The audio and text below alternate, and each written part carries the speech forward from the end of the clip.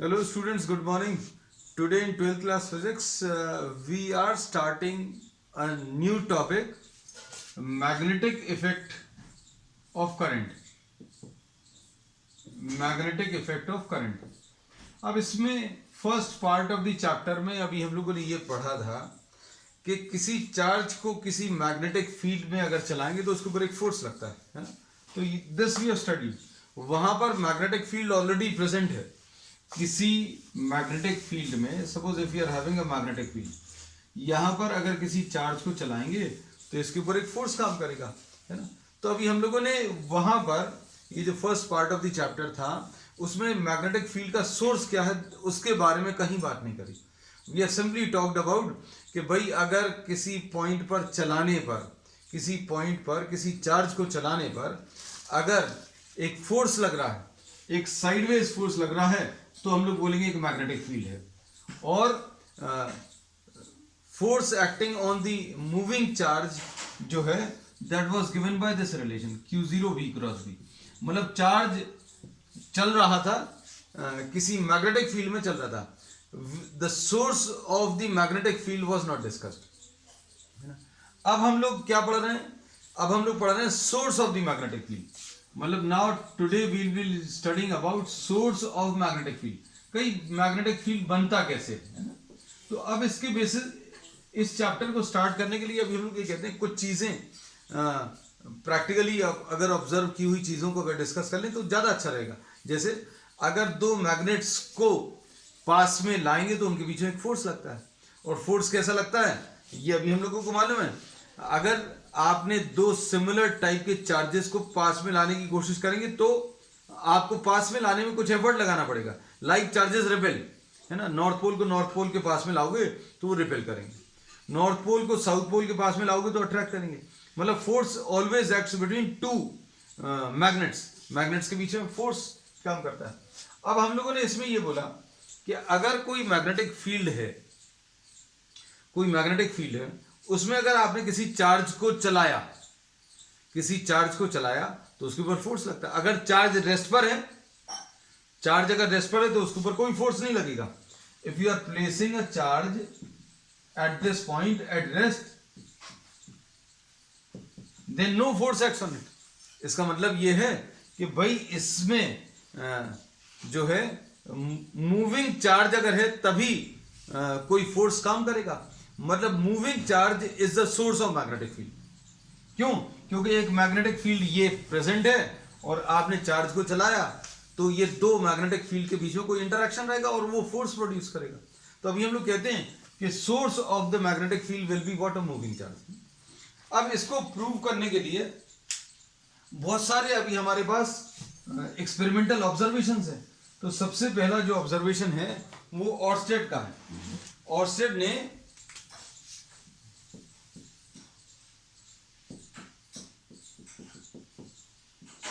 इसने क्या किया था? Suppose for example you are having if you are having a magnetic needle. Magnetic needle क्या है? एक छोटा सा मैग्नेट है। Suppose if you are having a magnetic needle, इसका ये नॉर्थ है और इसका ये साउथ है, और इसी के पैरेलल, इस मैग्नेटिक नीडल या मैग्नेटिक कंपास के पैरेलल आपने कोई कंडक्टर रख दिया, है ना। तो अब ये फेरोमैग्नेटिक सब्सटेंस का अगर नहीं बना है, मतलब एल्यूमिनियम का या कॉपर का है, तो इनके बीच में तो कोई फोर्स नहीं लगेगा। अगर ये मैग्नेटिक मटेरियल का होता तो जरूर अभी हम लोग बोलते हैं कि इस मैग्नेट में और फेरोमैग्नेटिक सब्सटेंस के बीच में कोई फोर्स लगना था। But now suppose you are having a conductor of aluminium, no force acts on it. तो इसमें अभी हम लोगों ने बोला ये एल्यूमिनियम का कंडक्टर है और इसके पैरेलल, किसके पैरेलल? मैग्नेटिक नीडल के पैरेलल अभी हम लोगों ने इसको कंडक्टर को रख दिया। मैग्नेटिक नीडल की एक प्रॉपर्टी होती है, ये किसी एक स्पेसिफिक डायरेक्शन में ही रेस्ट पर आती है। मतलब अगर आपने किसी मैग्नेटिक नीडल को या किसी मैग्नेट को, छोटी मैग्नेट को फ्रीली अगर सस्पेंड किया तो ये किसी एक पर्टिकुलर डायरेक्शन में ही रेस्ट पर आएगी और वो नॉर्थ साउथ डायरेक्शन देता है ना। तो अभी हम लोगों ने बोला मैग्नेटिक फील्ड किसी एक जगह पर आपने रखी, मैग्नेटिक नीडल ऐसी कुछ रेस्ट पर है, इसके पैरेलल आपने कंडक्टर रखा, फिर उसके थ्रू अभी आपने क्या किया? एक करंट पास किया।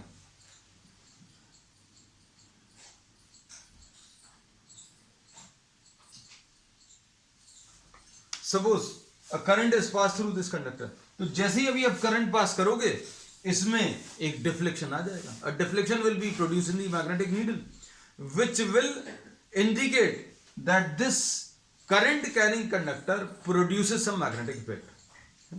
और इसमें अभी हम लोग ये देखते हैं कि reversing the direction of current, the deflection of the needle also reverses. अगर आपने करंट इसमें ऐसा कुछ पास कराया तो इसका कुछ डिफ्लेक्शन आएगा.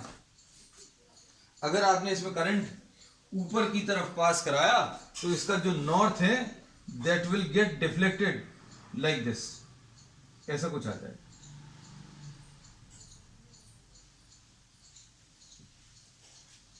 ये यहां पर बनाना चाहिए था, मतलब इसको रब करके अगर बनाए तो ये ऐसा कुछ आ जाएगा.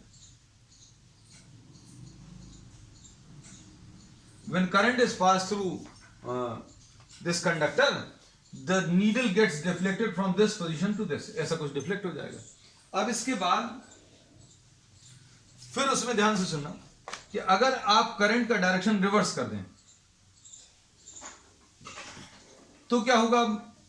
ये deflection of the needle also get reverses. तो अब इससे ये पता चल गया कि current carrying conductor produces a magnetic field, है ना. तो अब हम लोग आज जिसकी बात कर रहे हैं we are talking of source of magnetic field, है ना. तो सोर्स ऑफ मैग्नेटिक फील्ड में अभी हमें पता चल गया कि करंट कैरिंग कंडक्टर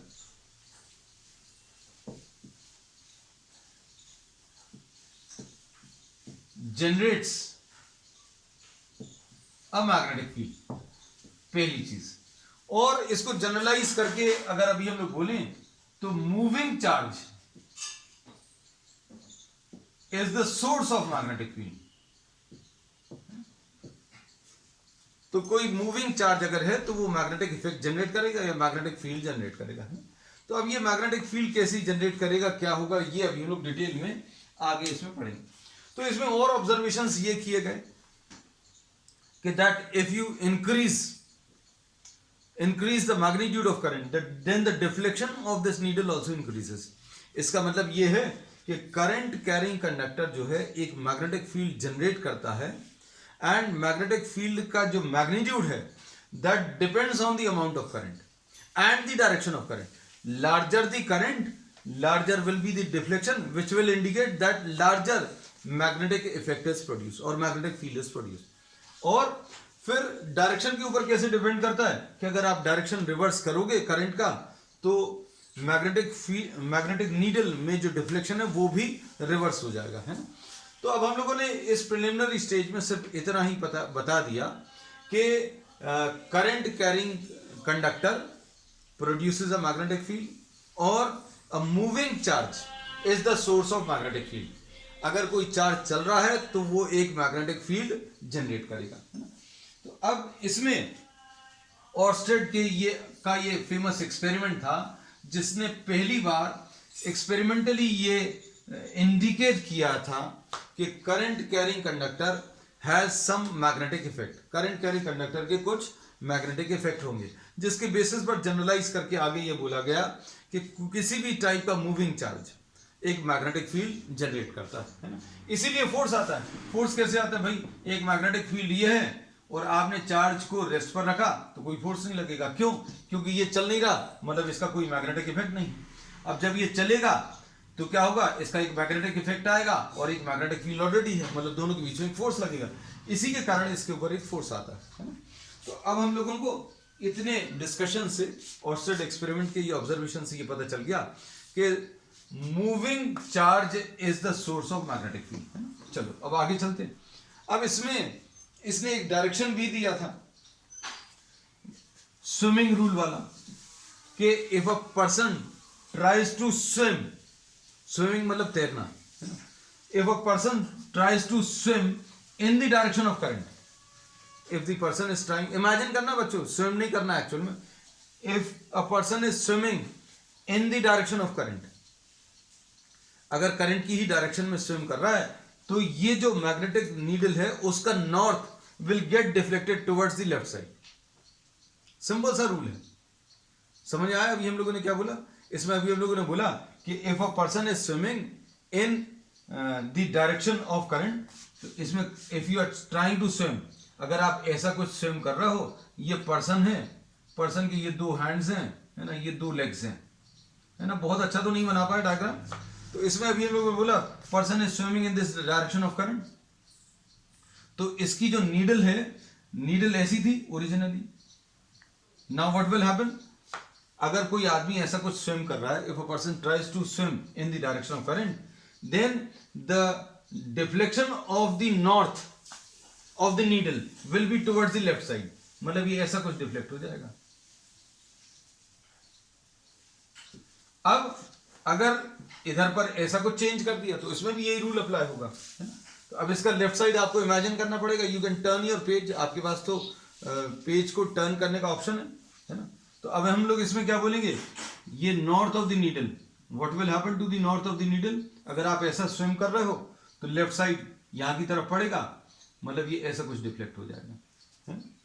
तो अब हम लोगों को ऑर्स्टेड एक्सपेरिमेंट से जो ऑब्जर्वेशंस आए उसमें ये पता चल गया कि करंट कैरिंग कंडक्टर जनरेट्स अ मैग्नेटिक फील्ड, है ना। अब फिर इसी के जो ऑब्जर्वेशंस थे उनको और आगे बढ़ाया किसने, बायो-सैवर्ट्स। तो नेक्स्ट टॉपिक है बच्चों आज का बायो-सैवर्ट्स लॉ।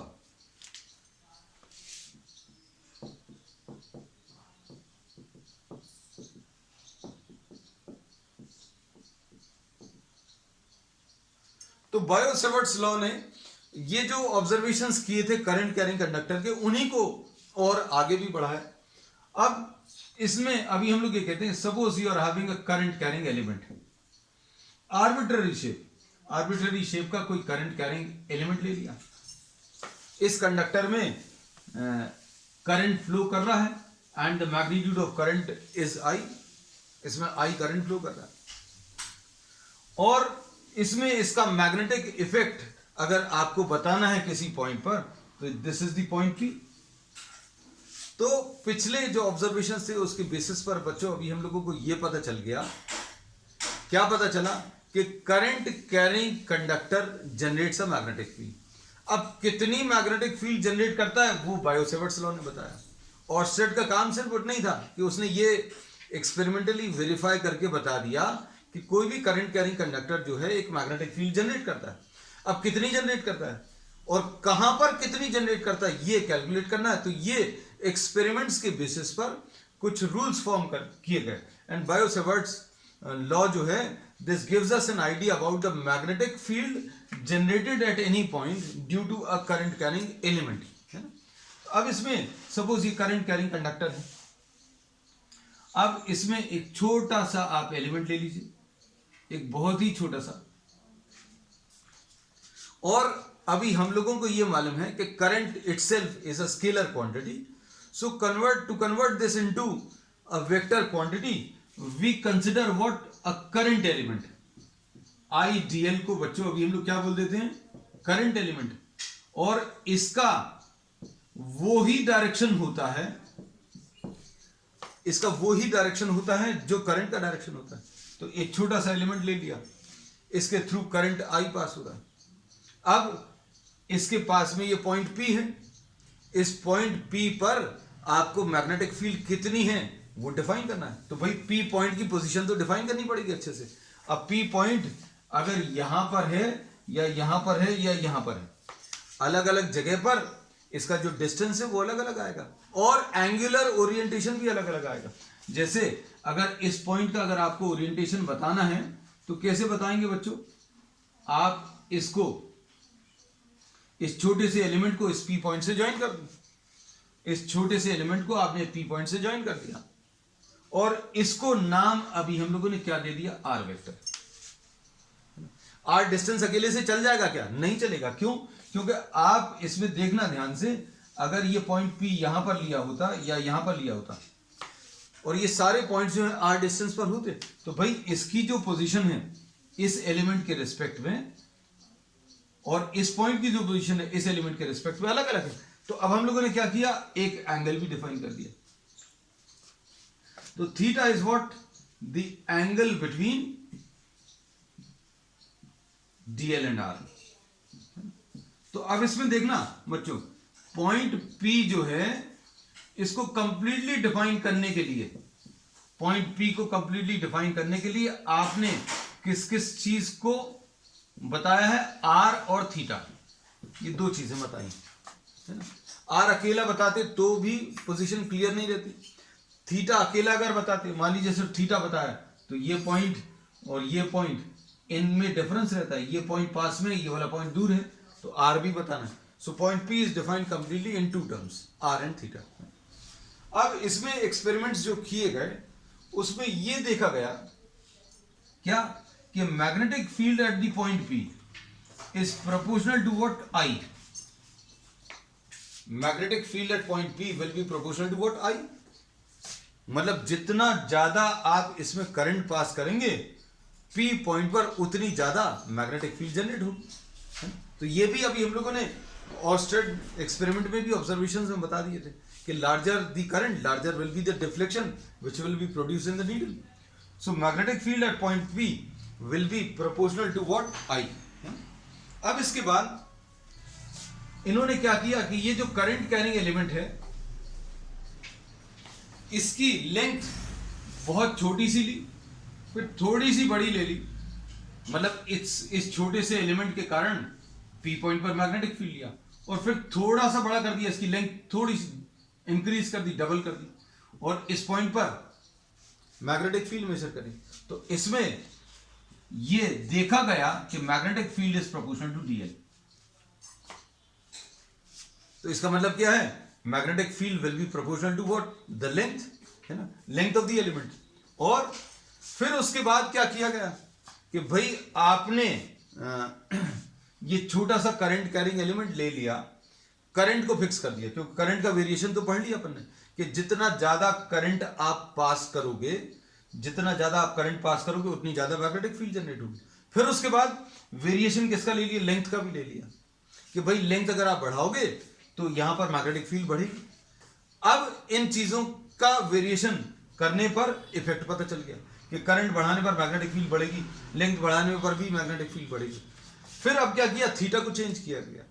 थीटा को कैसे चेंज किया गया बच्चों, अब थीटा को ये पॉइंट पी, सपोज ये 10 मीटर है या सपोज 40 सेंटीमीटर है, तो ये 40 सेंटीमीटर पर थीटा एंगल इतना ले लिया, थीटा एंगल कम ले लिया। यहां पर अगर ले लेंगे तो थीटा और कम हो जाएगा, ये देखो थीटा कम हो गया, यहां पर थीटा और कम हो गया, फिर यहां पर अगर लिया तो थीटा और ज्यादा आ गया। तो इसमें ये देखा गया कि magnetic field at point P is proportional to what, sine theta. Sine theta के प्रोपोर्शनल है, कैसे पता चलेगा, तो इसमें अभी हम लोगों ने ये बोला सिंपल सी चीज कि भाई थीटा को अगर आप 90 डिग्रीज कर दो, मतलब इसके परपेंडिकुलर आपने ये डीएल के परपेंडिकुलर ले लिया आर वेक्टर, ये पॉइंट पी, तो इसमें देखा गया कि magnetic field was found to be maximum, magnetic field maximum है। और उसके बाद अगर आप थीटा चेंज करोगे तो मैग्नेटिक फील्ड कम आएगी। और अगर आप परफेक्टली इसी लाइन में ले लोगे, अगर आपने ये थीटा परफेक्टली इसी लाइन में ले लिया तो फिर ये देखा कि मैग्नेटिक फील्ड जो है वो जीरो हो गई। तो अब इसके बेसिस पर ये कंक्लूड किया गया कि magnetic field at point P is proportional to sine theta.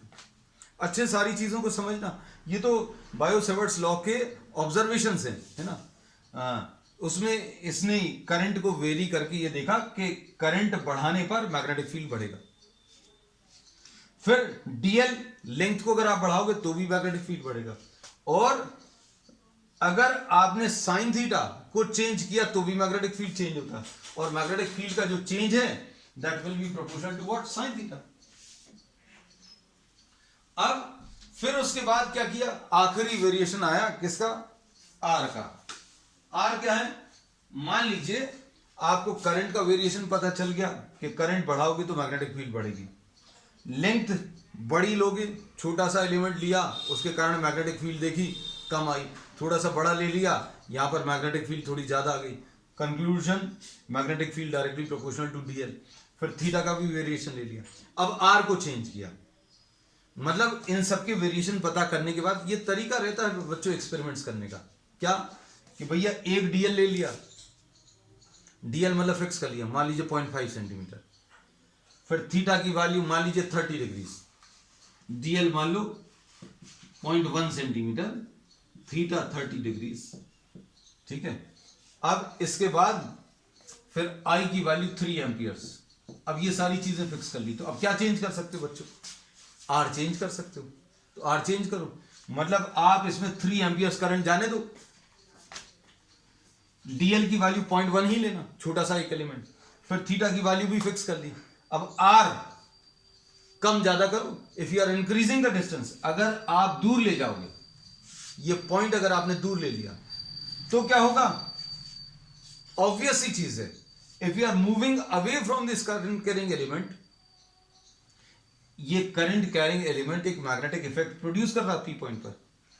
P point पर मैग्नेटिक इफेक्ट जो है आप अगर मेजर कर रहे हो और पी पॉइंट को दूर ले जा रहे हो, what will happen, obviously the magnetic field will decrease, है ना। तो करंट कैरिंग एलिमेंट से अगर आप दूर जा रहे हैं तो क्या होगा, if you are moving away, then the effect of this current carrying element will decrease, and in fact it was found that magnetic field is inversely proportional to what, r square.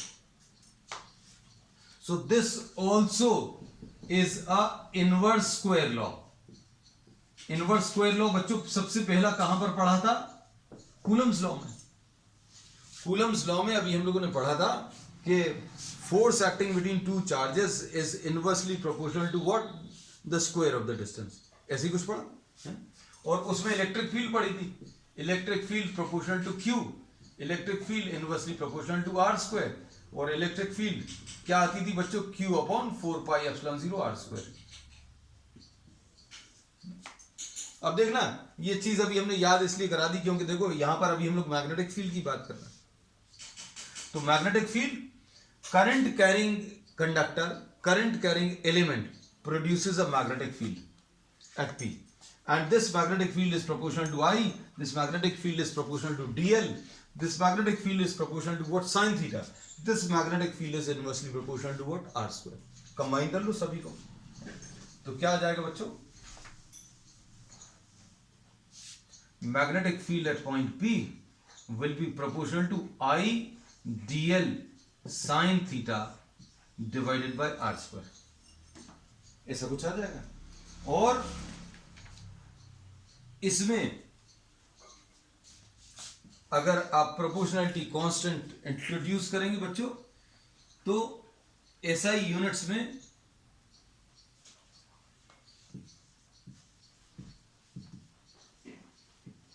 ये constant जो है mu 0 divided by 4 pi I DL sine theta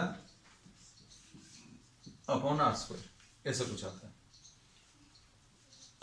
mu 0 जैसे epsilon 0 आया था बच्चों, याद है, वैसे ये म्यू 0 आया। एप्सिलॉन 0 क्या होता था, परमिटिविटी, तो यहां पर क्या आया, इसको अभी हम लोग permeability, permeability gives us an idea about the medium, है ना। परमिएबिलिटी जो अभी हम लोगों ने यहां पर डिफाइन की है बच्चों, ये परमिएबिलिटी यहां पर मीडियम वैक्यूम है या फ्री स्पेस है, ये मानकर किया, परमिएबिलिटी ऑफ वैक्यूम और फ्री स्पेस।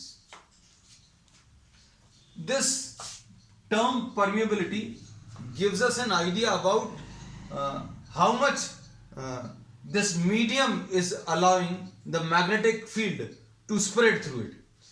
किसी मीडियम के थ्रू मैग्नेटिक फील्ड कितनी आसानी से फैल सकती है, स्प्रेड कर सकती है या ट्रांसमिट हो सकती है, ये परमिएबिलिटी से पता चलता है ना। तो म्यू 0 की वैल्यू जो है बच्चों कितनी है, 4 पाई इंटू 10⁻⁷। ऐसा यूनिट्स में बच्चों इसकी वैल्यू 4 पाई इंटू 10⁻⁷। अब इसके बाद आ जाती है बच्चों इसमें यूनिट्स, तो यूनिट्स क्या आ जाएंगी, देखो यूनिट्स अभी आप बता सकते हो, इसकी यूनिट्स अगर आपको बतानी है तो कैसे मिलेगा, म्यू 0 अपॉन 4 पाई इसकी यूनिट्स पता नहीं, तो ये तो टेस्ला है, टी लिख दिया। ये आर स्क्वायर यानी डिस्टेंस यानी मीटर स्क्वायर, और ये आई नीचे आ जाएगा यानी एम्पियर्स, डीएल यानी मीटर्स, है ना, तो ये कटेगा टेस्ला मीटर पर एम्पियर, ऐसा कुछ कह सकते हैं। मैग्नेटिक फील्ड की एक और यूनिट थी, क्या थी बच्चों? एक तो यूनिट ये पता चल गई म्यू 0.4 की, टेस्ला मीटर पर एम्पियर। दूसरी एक और बताएंगे, है ना, ये आ जाएगा वेबर पर मीटर स्क्वायर, ये मैग्नेटिक फील्ड की unit, weber per metre square into metre square upon ampere, ampere और मीटर, है ना।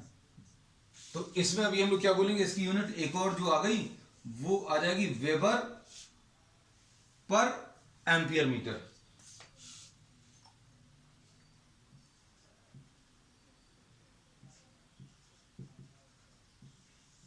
So these are the two units of what? Mu 0/4 pi. अब इसमें देखकर अभी हम लोगों को क्या पता चला कि magnetic field at point P बच्चों क्या है?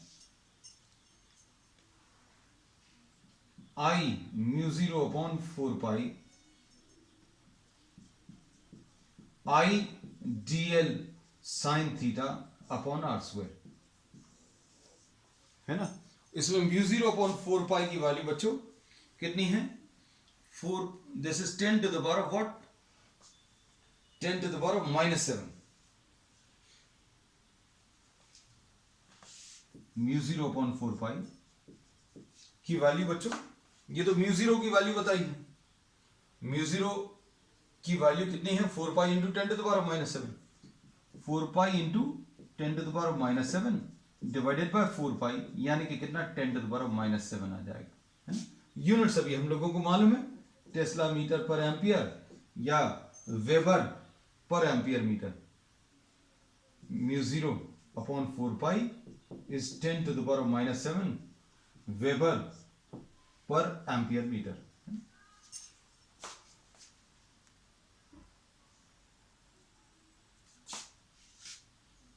अब देखो ध्यान से,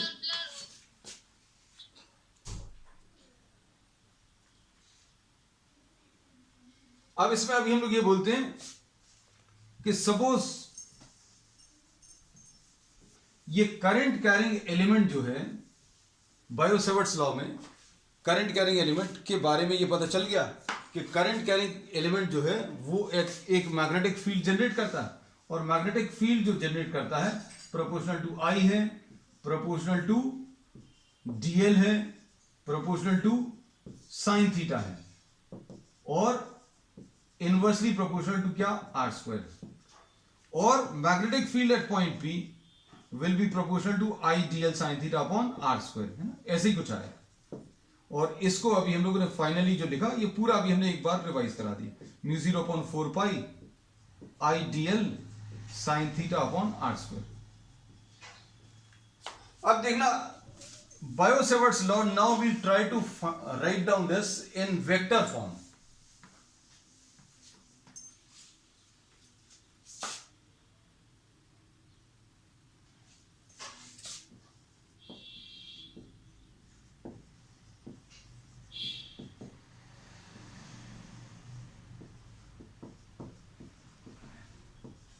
अब वेक्टर फॉर्म में देखो जरा, इसको कैसा लिखेंगे? Magnetic field at point P, ये लिखा हुआ है mu 0/4 pi I DL R sine theta upon 4 pi R cube. In this step what we have done, we have multiplied numerator and denominator by r। ऊपर और नीचे अभी हम लोगों ने क्या किया, स्टेप में r से मल्टीप्लाई कर दिया। तो अब इसको देखो कैसा लिख सकते हैं, this can be written as mu 0/4 pi I DL cross R divided by 4 pi R cube. अब इसको क्रॉस प्रोडक्ट के फॉर्म में कैसे लिख दिया? क्योंकि डीएल क्रॉस आर क्या होता है बच्चों? DL cross R, this is DL into R into sine theta, है ना, तो ये परफेक्टली मैच कर रहा है। अब magnetic field at point P अगर बताना है तो ये this is the vector form of the bio-Savart's law. अब ये बच्चों अगर वेक्टर फॉर्म है तो मैग्नेटिक फील्ड का डायरेक्शन, फिर से अभी हम लोग क्रॉस प्रोडक्ट के लिए क्या यूज करते हैं, पहले वेक्टर को आप दूसरे वेक्टर की तरफ घुमाएं, rotate DL towards R, DL को आप किसकी तरफ, आर की तरफ घुमाइए, जिस डायरेक्शन में रोटेशन है, put your curl of the fingers in the direction of rotation of first vector towards second vector, first vector towards second vector, rotation, note down, curl of the fingers in the same direction as the direction of rotation, direction of thumb will give you what, the direction of magnetic field. So now if we try to see our original diagram जो आज अभी हम लोगों ने लिया था, इसमें ये एक छोटा सा करंट कैरिंग एलिमेंट है, this was what, this was the r vector। अब P पॉइंट पर आपको मैग्नेटिक फील्ड बतानी है, तो P पॉइंट पर मैग्नेटिक फील्ड अगर आपको बताना है तो magnetic field at point P, ये वाला वेक्टर बताना है इस पॉइंट पर। वैल्यू तो पता चल गई, वैल्यू अभी हम लोग ऐसे निकालेंगे, डायरेक्शन बताना है, तो डायरेक्शन बताने के लिए डीएल को आर की तरफ रोटेट करो, डीएल को आर की तरफ रोटेट करो, डीएल को आर की तरफ रोटेट करो, DL rotated towards R, direction of the thumb at this point will be perpendicular to paper and inwards. तो इसमें ये याद रखना कि मैग्नेटिक फील्ड बच्चों हमेशा परपेंडिकुलर टू आर वेक्टर रहेगा। मैग्नेटिक फील्ड कैसा रहेगा, perpendicular to R vector, R vector के हमेशा परपेंडिकुलर रहेगा, और this will also be perpendicular to what, IDL. तो अब हम लोगों को आज के इस डिस्कशन में पता चल गया कि सोर्स ऑफ मैग्नेटिक फील्ड बच्चों क्या है, source of magnetic field is the moving charge. Source of magnetic field बच्चों मूविंग चार्ज है, या फिर करंट एलिमेंट। करंट एलिमेंट क्या होता है बच्चों, करंट एलिमेंट इज आइडियल, और मैग्नेटिक फील्ड की वैल्यू कितनी है वो इससे मिलेगा, डायरेक्शन ये मिल जाएगा, यूनिट्स भी अभी हमने बता दी। तो आज क्या क्या चीज बता दी अभी हमने, सोर्स ऑफ मैग्नेटिक फील्ड क्या है वो बताया, फिर मैग्नेटिक फील्ड कितनी जनरेट होगी उसका फार्मूला दे दिया, उसका डायरेक्शन क्या होगा वो डायरेक्शन बताने का तरीका भी आपको बता दिया। तो अब अगर आप इसको कंपेयर करें इलेक्ट्रिक फील्ड से, है ना, तो इलेक्ट्रिक फील्ड से अगर आप इस मैग्नेटिक फील्ड को कंपेयर करें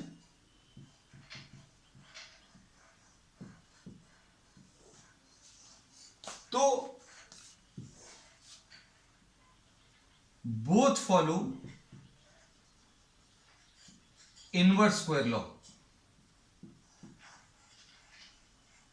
इसका मतलब क्या है बच्चों, इसका मतलब ये electric field inversely proportional to R square, और magnetic field is also inversely proportional to what, R square, पहली चीज। फिर उसके बाद दोनों चूंकि वेक्टर्स हैं इसलिए बोथ फॉलो, जो ऐसे में अभी हमने लिख दिया ना कॉमन, मतलब ये दोनों फॉलो करेंगे superposition principle, both follow what, the superposition principle, है ना। अब इसके बाद इलेक्ट्रिक फील्ड का सोर्स क्या है, सोर्स इसका है स्केलर, और स्केलर यानी चार्ज। और मैग्नेटिक फील्ड का सोर्स क्या है बच्चों, मैग्नेटिक फील्ड का जो सोर्स है वो एक वेक्टर है, और कौन सा वेक्टर है बच्चों, आइडियल। ये देखो ये डिफरेंस आया, ये पहला डिफरेंस अभी हम लोगों को पता चला। ये दोनों जो थी ये सिमिलैरिटी थी, और ये क्या चीज आ गया, ये डिफरेंस, ठीक है। फिर उसके बाद अभी हम लोग क्या बोल सकते हैं, इसमें इलेक्ट्रिक फील्ड देखना ध्यान से बच्चों, अगर ये क्यू चार्ज है इस पॉइंट पी पर, इस पॉइंट पी पर अगर आपको इलेक्ट्रिक फील्ड बतानी है तो आपको एक चार्ज रखना पड़ेगा, और ये चार्ज के ऊपर फोर्स का डायरेक्शन और आर का डायरेक्शन, फोर्स का डायरेक्शन और आर का डायरेक्शन दोनों सेम रहेंगे, मतलब इलेक्ट्रिक फील्ड का भी यही लाइन रहेगी। तो अब हम लोग इसमें क्या बोल सकते हैं बच्चों कि डायरेक्शन, ये भी एक और difference, direction of electric field is along are. ये कहां की तरफ है बच्चों, ये आर के अलोंग ही है, लेकिन यहां पर अभी हम लोगों ने ये बताया था कि magnetic field is perpendicular to R. Magnetic field जो जनरेट होती है बच्चों आर के परपेंडिकुलर है। यहां पर इलेक्ट्रिक फील्ड इसी लाइन में आएगी, या तो अवे या फिर टुवर्ड्स, मतलब इसी लाइन में आने वाली है जो आर वाली लाइन है। तो direction of electric field is along are. लेकिन मैग्नेटिक फील्ड कैसी है, मैग्नेटिक फील्ड आर के परपेंडिकुलर। तो ये एक और डिफरेंस पता चला। फिर उसके बाद ये इलेक्ट्रिक फील्ड जो है, इलेक्ट्रिक फील्ड में थीटा के ऊपर डिपेंड नहीं करता। थीटा कुछ आता ही नहीं इलेक्ट्रिक फील्ड में, यहां पर थीटा डिपेंडेंस है ना। तो ये डिफरेंसेस अभी हम आपको बता रहे हैं किसके, इलेक्ट्रिक फील्ड और मैग्नेटिक फील्ड के। अब इसमें इलेक्ट्रिक फील्ड में क्या आता है, इलेक्ट्रिक फील्ड में अब एक और सिमिलरिटी तो यहां पर लिख दें, इलेक्ट्रिक फील्ड में एप्सिलॉन जीरो आता है और यहां पर क्या आता है, म्यू जीरो आता है। ये परमिटिविटी है, ये परमिएबिलिटी है। और एक बहुत ही अच्छा रिलेशन जो है इन दोनों को कनेक्ट करने वाला ये है, speed of light is equal to 1 upon under root of mu zero epsilon zero. दोनों ही जो कांस्टेंट्स हैं, एक एप्सिलॉन जीरो और दूसरा वाला म्यू जीरो, इन दोनों को कनेक्ट करने वाला जो रिलेशन है वो speed of light, C is what.